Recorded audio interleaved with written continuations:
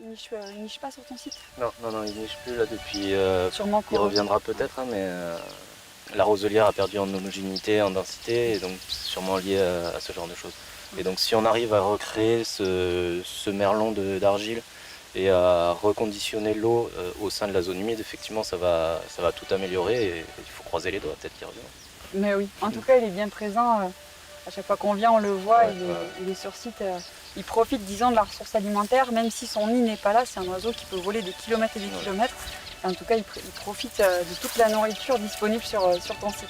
Ouais. C'est génial. C'est ça.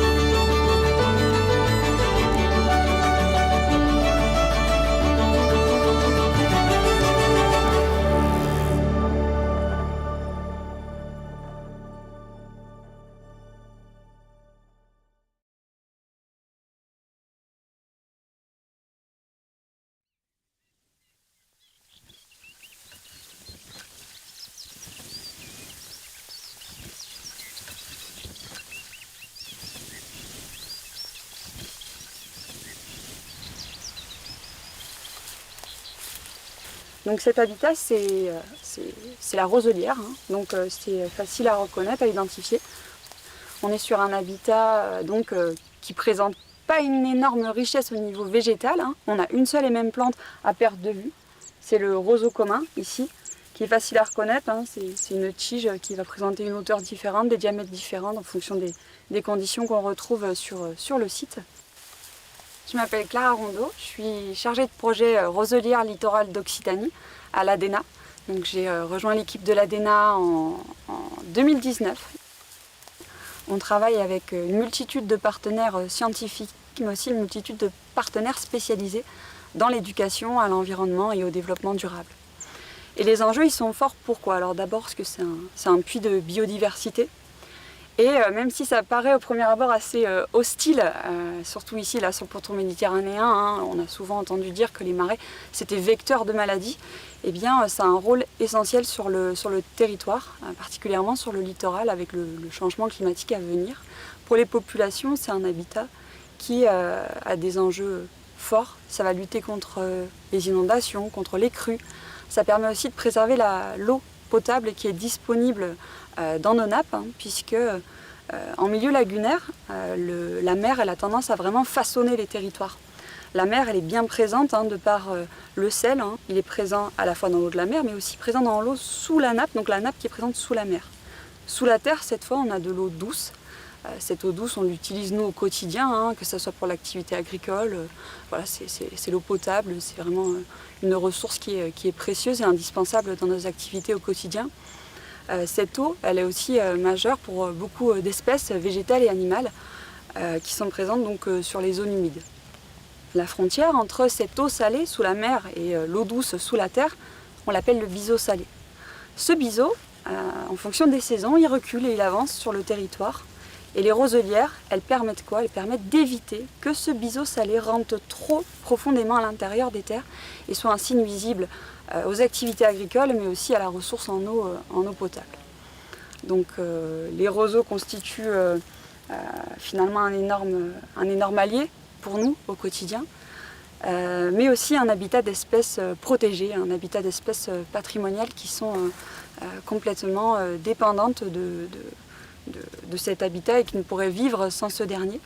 Donc ce sont des oiseaux qu'on appelle des passereaux ou hérons, hein, mais on les appelle les paludicoles. Donc ils sont vraiment inféodés à cet habitat.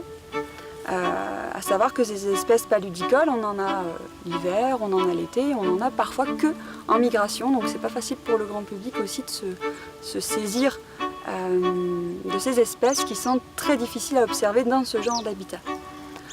Il faut savoir que la roselière, c'est aussi un habitat précieux qui nécessite de respecter la quiétude. Et donc, pour pour sensibiliser le grand public finalement à cette richesse, sans forcément rentrer à l'intérieur.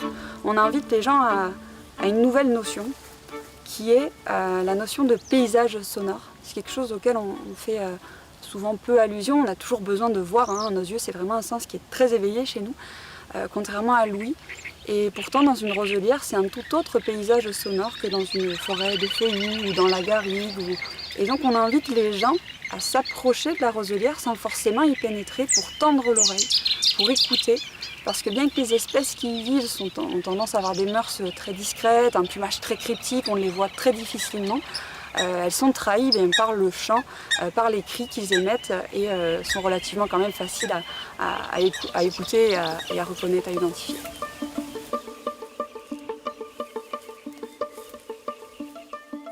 Je suis Jean-Alexis Noël, je travaille pour le compte du syndicat Rivage. C'est une collectivité territoriale, un syndicat de bassin, qui a pour gestion l'étang de Sals-le-Cat et les zones humides périphériques.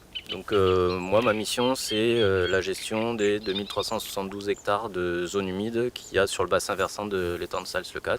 Voilà, et donc, syndicat Rivage, on a 3 missions. Une mission sur l'eau, donc un schéma d'aménagement et de gestion des eaux. Une mission plus biodiversité avec l'animation de site Natura 2000 et la stratégie de gestion des zones humides. Donc là, ici, on travaille sur un site qui est assez spécifique. Donc ça s'appelle les Sagnes d'eau poule. C'est sur la commune de Sals-le-Château. Et du coup, on a 160 hectares de roselière ou s'ensuire. C'est un peu entre les deux. La roselière, c'est plutôt un milieu indicateur d'eau douce. Sauf que l'étang, il est globalement saumâtre et du coup, c'est un combat perpétuel entre l'eau douce et l'eau salée. Et donc, les actions principales de ce plan de gestion, ça va être la recréation du fonctionnement naturel de la zone humide. On est sur un site Ramsar ici, donc c'est une zone humide d'importance internationale qui a été désignée au vu des enjeux qu'on a ici. Donc on a beaucoup d'oiseaux d'eau, on a de la gestion en place, on a une taille du site qui est convenable, une gestion adaptée. Et du coup, ça a été pour ça qu'on a été désigné comme étant site Ramsar d'importance internationale. Donc voilà, là on est entre deux piscicultures, à proximité de grosses résurgences d'eau karstique. Et du coup, on bénéficie de toute cette eau qui arrive dans la zone humide, qui transite par cette zone humide, qui s'épure comme un filtre planté de roseaux avant de rejoindre l'eau de la lagune. Et ça nous permet d'avoir d'une part une roselière de bonne qualité, d'autre part un étang de bonne qualité.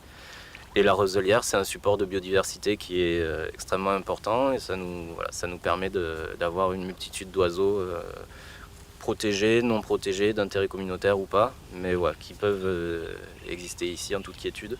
On est sur un site à fort enjeu biodiversité et il y a notamment une espèce emblématique de ce site-là, c'est le butor étoilé, qui est encore présent ici, mais dont les effectifs au niveau régional sont en chute libre. Et donc on a une certaine responsabilité à préserver durablement ce site-là. Et donc on va recréer le fonctionnement naturel de la zone. Ce sera un fonctionnement deltaïque où l'eau va s'étaler au sein de la zone humide. Et ça va permettre de maintenir des niveaux d'eau favorables à l'existence de cette espèce-là. On est loin de toute urbanisation, la fréquentation est anecdotique. Et donc voilà, ça constitue un des sanctuaires à préserver du Tour de l'Étang.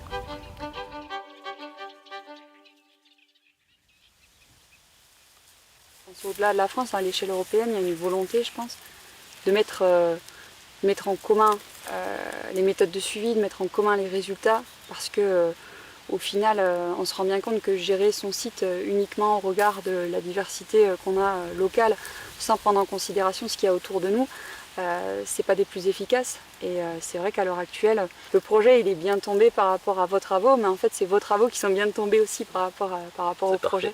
Et puis même les roselières, en fait, c'est souvent des sites qui sont un peu laissés de côté parce que très homogènes floristiquement.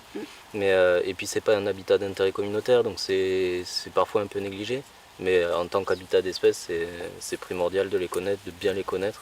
Et voilà, d'avoir une méthode d'évaluation à grande échelle comme ça, c'est vraiment parfait. C'est vrai que l'avantage, c'est que c'est vraiment un habitat à la roselière qui peut être pris comme l'emblème de la zone humide. Si la roselière elle est fonctionnelle, tout le site est fonctionnel normalement.